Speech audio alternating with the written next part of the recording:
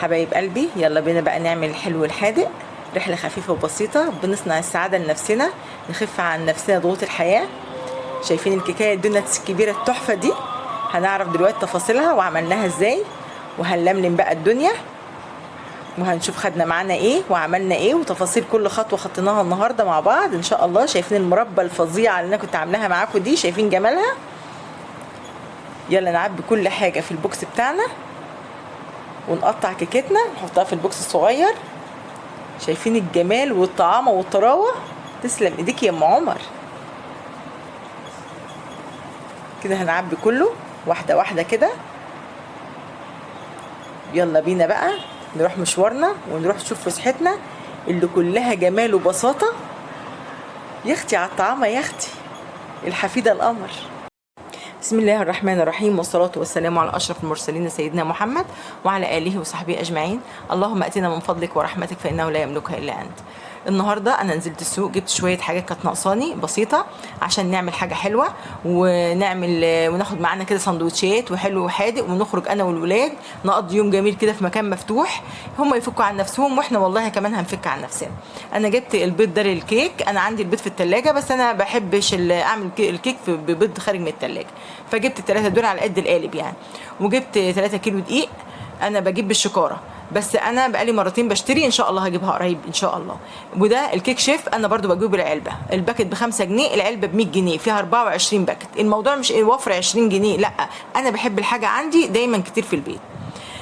دوت بقى بلح عجوه، انا بجيبه بمسكه افصصه واعجنه بالسمنه البلدي على البارد، وبحط عليه سمسم، تحطي عليه عين جمل زي ما انت عايزه، بيبقى زي الزبده. وبعمله اكياس كده في التلاجة، اعمل قراقيش، اعمل قرص، اي حاجه محتاجه حشو اطلعه، مجرد ما بيروح عنه الحراره بتاعه التلاجة بيبقى زي الزبده، اقسم بالله بيبقى ليه حل. العجوه الجاهزه دي انا استحاله ادخلها بيتي، انا معرفش هي بتعمل ازاي اصلا. هنيجي دلوقتي بقى نعبي حاجتنا، هنعبي الدقيق اللي احنا جايبينه دوت في العبوه بتاعته. العبوه دي بتاخد من 3 ل 3 ونص، اللي هي اصلا كان فيها حوالي من ربع او نص كيلو، حطيت 3 يا دوبك ملوها يعني. لما تيجي تفضي الدقيق بيعملوا فتحه من فوق كده في الكيس، لو الكيس مربوط علشان ايه يفضى معاكي بسرعه وما يبهدلكيش الدنيا حواليكي. كده تمام، هي اتملت اهي صلاة النبي. هو ايه، وهناخد منها بقى كوبايتين في البولة عشان على قد قالب الكيك اللي احنا ايه ان شاء الله هنعمله. هنعمل يا جماعة حتة قالب كيك صلاة النبي عليه، انا مش هحكي، هو هيحكي عن نفسه. حاجة مفيش كده في الجمال والطراوة والطعامة وكل زي ما انت عايز تقولي قولي. احنا كده خدنا كوبايتين، انا للامانة انا زودت كمان معلقة كبيرة. ممكن يعني الرايب مثلا او الحاجه اللي انت حطيها بتبقى بزياده شويه، فمفيش مشكله. اظبطي القوام. ده نشا، دي معلقه نشا صغيره او نص معلقه كبيره. ده لبن بودر، ده رشه ملح. ده الكيك شيف بقى انا بعشقه في الكيك، انا ما بحبش البيكنج باودر في الكيك لان الكيك شيف فيه محسن كيك طبيعي، يعني حتى تلاقي الكيس الكيك شيف ضعف البيكنج باودر. فدايما الكيك شيف عندي في خصوصا في الكيك استحاله ان انا احط حاجه غيره يعني. فحطيت معلقه كبيره بس، لان القالب اللي احنا هنعمله وسط مش قالب كبير، عشان حاجه ما تفرش منك زايد عن اللزوم يعني. كل حاجه بالمظبوط تديك القوام المظبوط، ما تحطش حاجه زياده عن حدها بس. فاحنا بقى كده هنحط معاها في الخلاط بقى كوبايه سكر مع ال3 بيضات.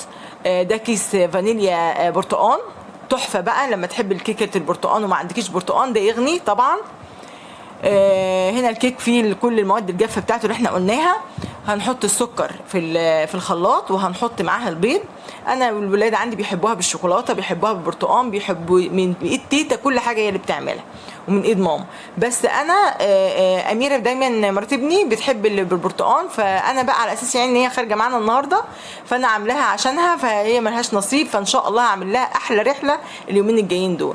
دي بقى معلقه خل ومع عصره ليمون. انسي انك تشمي الكيكه بتاعتك اي ريحه زفاره، انسي تاكلي كيكه تدعي لي. هنحط كوبايه الرايب مع كوبايه الزيت على سمنه على ايه اللبن على البيض والسكر، ونضربهم في الخلاط كله في الخلاط. وكمان هنحط تلتين المواد الجافه برضو في الخلاط، الدقيق بالمواد الجافه، التلتين في الخلاط مع المواد السائله، واضربي بقى في الخلاط. هتاكلي كيكه هتدعي لي دعوه حلوه باذن الله. هنقلب بقى كل اللي في الخلاط، هنحطه على التلت الباقي في قلب البوله. كده كله على بعضه بقى، ونقلبه بقى تقليبه حلوه كده. انت حاسه ان القوام محتاج شويه دقيق حطي، حاسه ان الدقيق زياده شيلي. بصوا بقى الجمال كده. القالب ده والله العظيم اول استعمال، وطول ما انا شغاله اقول والنبي يا رب ما تكسفني، يا رب يطلع كويس ويطلع حلو، لان انا حباه وحابه شكله. دي دهنه سمنه اهي فيه، بس طلع بقى انا مش هقول، انتوا هتشوفوا لوحدكم. ودي رشه دقيق. هنحط بقى عجينه الكيك فيه. بصوا القوام بتاع الكيك صلاة النبي، الله اكبر، بسم الله ما شاء الله، تسلم ايديكي يا ام عمر، الله الله الله الله. شايفين الجمال بقى؟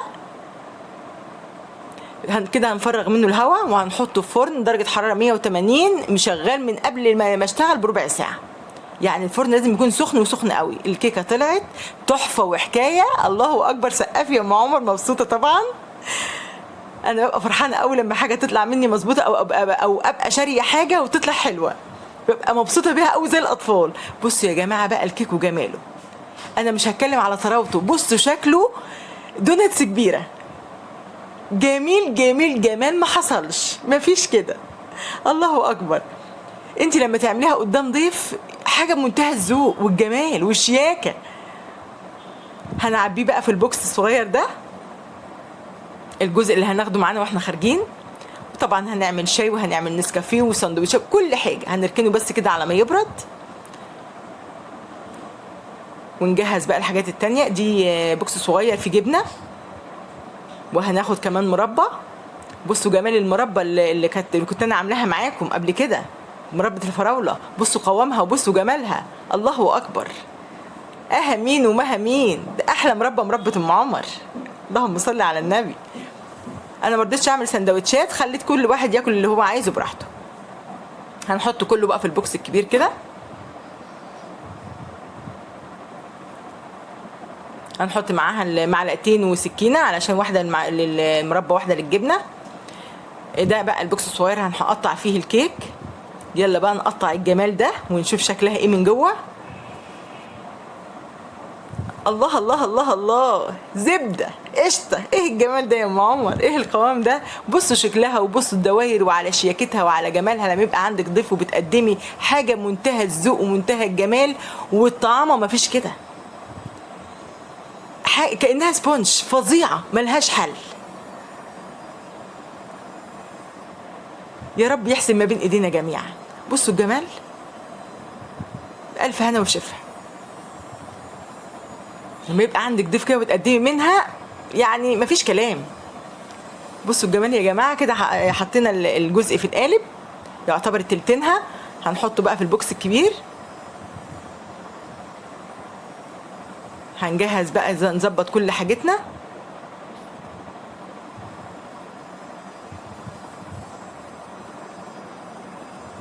تمام. هنحط دوت بقى في بوكس لوحده الكيك دي، عشان دي هتروح ليحيى واميره، عشان هم ما فيش نصيب ان هم يجوا معانا النهارده.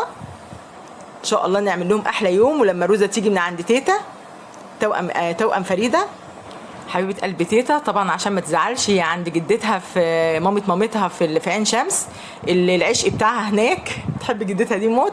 طبعا احنا كده في طريقنا للفلل، وكده كده درس اسر هناك، بياخد تاسيس انجليش هناك، والاماكن دي قدام الدرس مباشر، تحفه.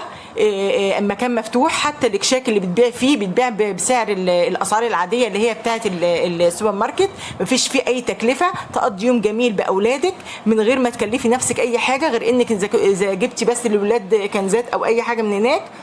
انا طبعا بقى هسيب لكم الصوت مفتوح عشان تحسوا باليوم وتعيشوا اليوم مع الولاد، وتحسوا بفرحتهم وضحكهم ولعبهم. وهلغي صوتي انا خالص، وهخلي بقى الصوت الطبيعي بتاع ايه اللعب والضحك بتاع الولاد.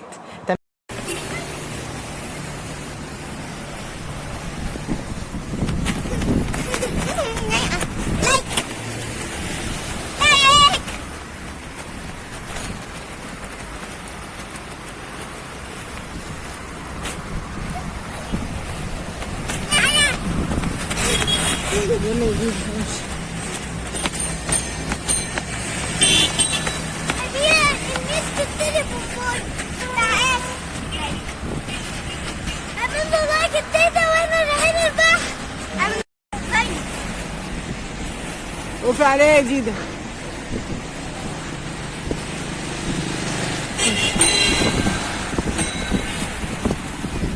يا لهوي على العسل، على ديدا وعلى جمالها وعلى أوسة وعلى جماله.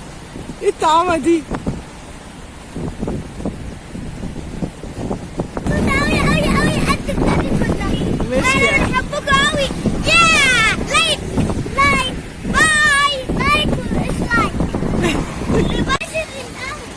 يلا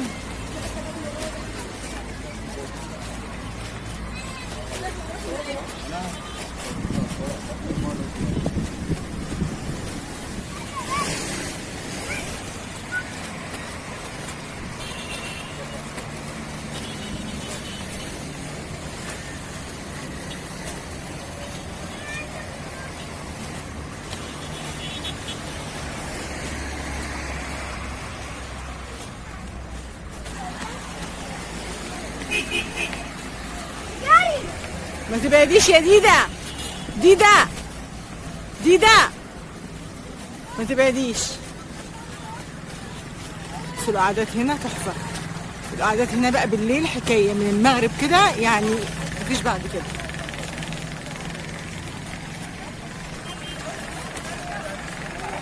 هنا على النيل مباشر.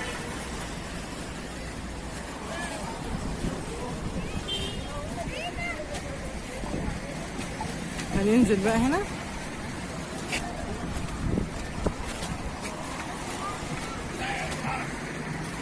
هنا في قعدات حلوة قوي. هنا قعدات عائلية بقى كده على النيل.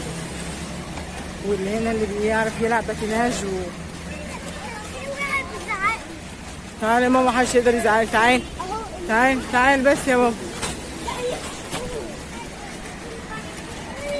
زي الخرا.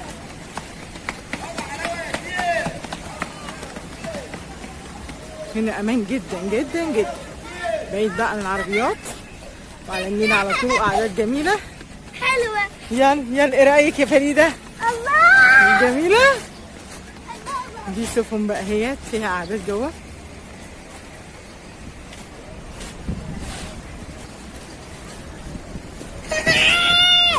يلا تعالي تعالي تعالي يلا. انا وشيرين عايزين ننزل كمان هنا. عايزين ننزل كمان هنا كده. عايزين ننزل كمان هنا. لا لا، هنا عشان دي بتاعت الممشى. الممشى اللي بتخش المركب. عشان المركب بيتحرك وممكن في اي وقت نبعد عن مصر. يلا يلا نخش جوه شويه. يلا يلا يلا. تقعدوا هنا احسن. تقعدوا فين؟ تقعدوا فين؟ فريده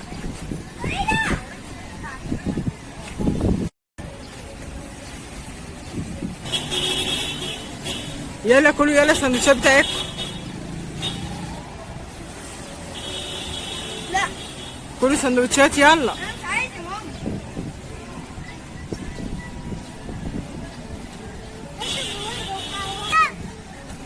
نحلة نحلة نحلة نحلة.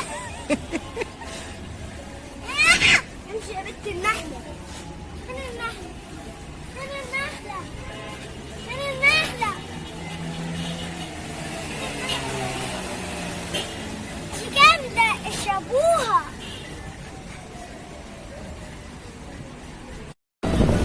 بقى دي مراكب فسح.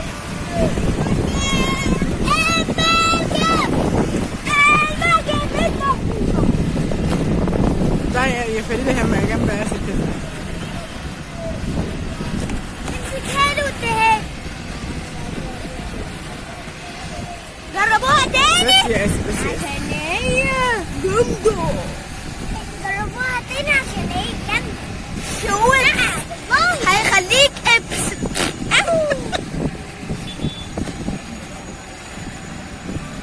جربوا بتاع البرتقانونة.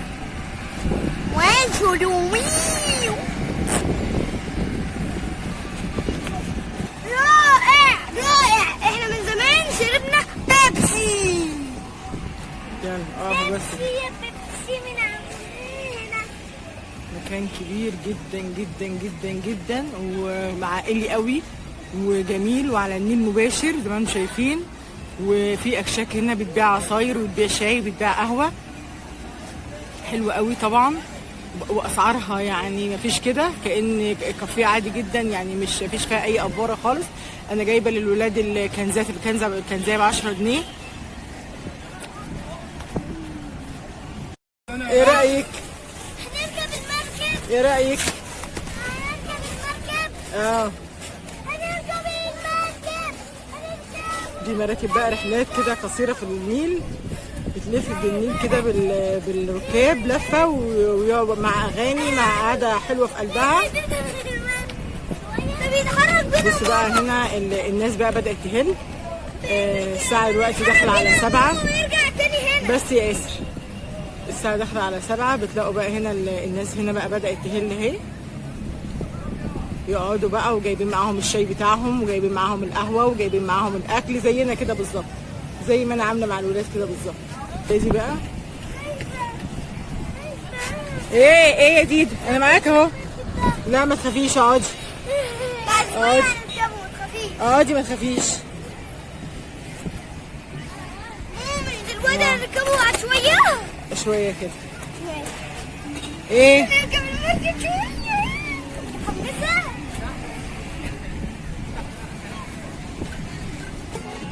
هو اتربط بالحبل مش هيمشي وكده فرحانة؟ مش هيمشي؟ لا مربوطه بالحبل اهي. يلا اقعدي. مربوط بالحبل. مربوط بالحبل. خد مبسوطه يا ديدو؟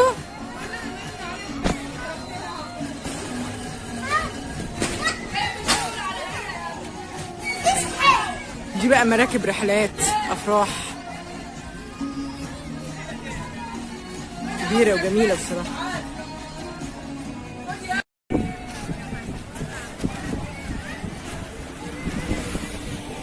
بص الناس هنا بدأت تيجي بقى اهو. هنا الالعاب، اللي جايب سكوتر، اللي جايب اللي بيلعب باتيناج، وفي ناس بتتدرب هنا كمان اللي هو لعبه الباتيناج هنا.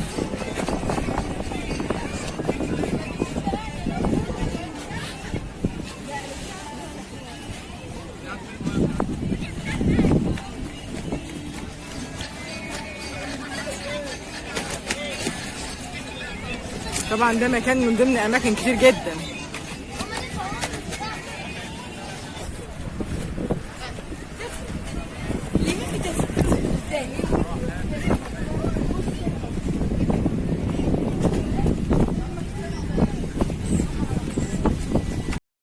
طبعا المقطع ده كان المفروض ينزل بقى بالمزيكا والرقص اللي هي على المركب والاغاني الجميله، والولاد كانوا هايصين، بس للاسف بعد فعلا ده كان نزل في الفيديو الاولاني، وبعد ما نزلته وقعد طول النهار ينزل، كان غريب جدا بصراحه الفيديو ده.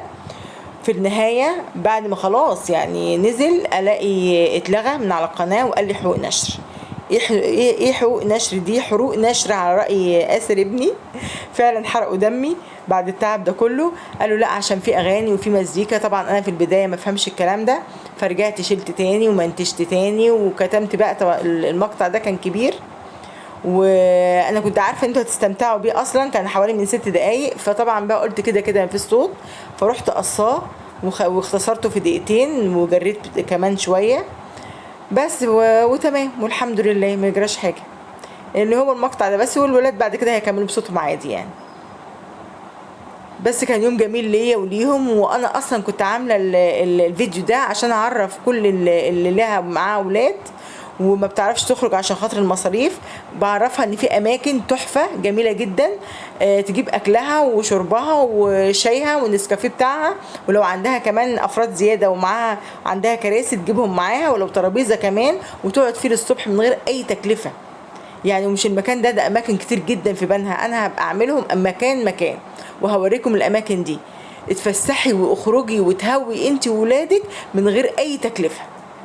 كل حاجه هتعمل عندك من البيت، حتى الاكشاك الموجوده الاسعار فيها زي الماركت، ما فيش فيها اي افوره في الاسعار.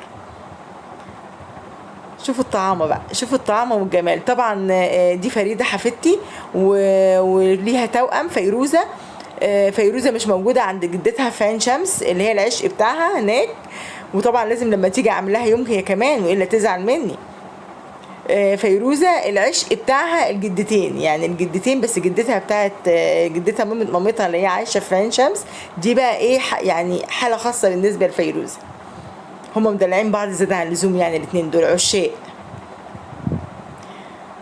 فريدة بقى عمالة ترقص وهيصة ومبسوطة، وآسر أكمن آسر بيرقص بطريقة يعني أصلا كده كده الفيديو أنا مجرياه وهو بيرقص بطريقة سريعة فتحس إنه جنان رسمي.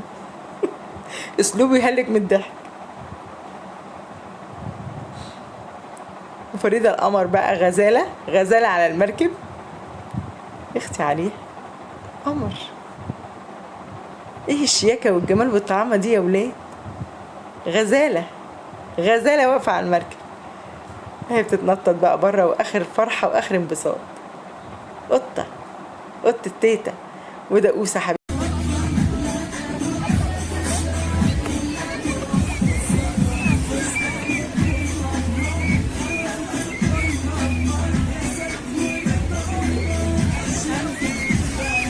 اعمل كده.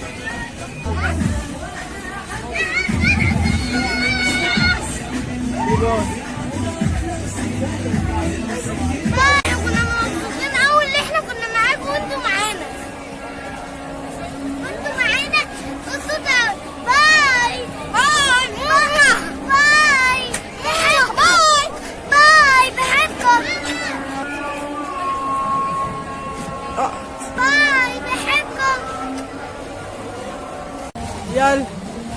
يلا استنى، يلا امشي قدامي يلا.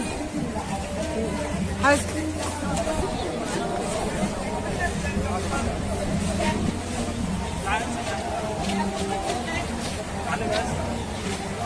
يلا يا ديدا، يلا قولوا باي. يلا باي بحبكم. احنا كنا فرحانين عشان انتوا معانا واحنا معاكم. باي بحبكم. فريدة